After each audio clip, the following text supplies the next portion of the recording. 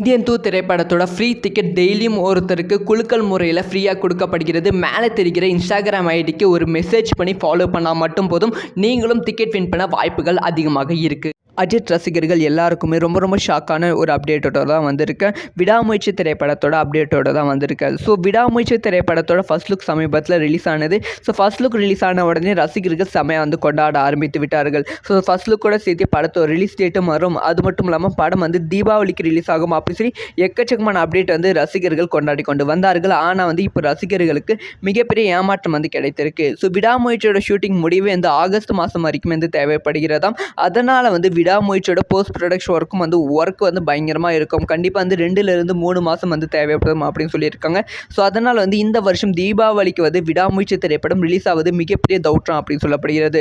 அது மட்டும் இல்லாமல் இன்னொரு ஷாக்கான விஷயம் என்னென்னா, குட் பேட் அக்லி திரைப்படத்துக்கு அப்புறமா தான் வந்து விடாமுயற்சி திரைப்படத்தை வந்து ரிலீஸ் பண்ணலாம் அப்படிங்கிற பிளானில் வந்து இருக்காங்களா. அதனால தான் வந்து விடாமுயற்சியோட ஃபர்ஸ்ட் லுக் போஸ்ட் லுக்கோட வந்து படத்தோட ரிலீஸ் டேட்டை மென்ஷன் பண்ணலை. இதை பற்றி உங்களோட ஒப்பீனியன் என்ன?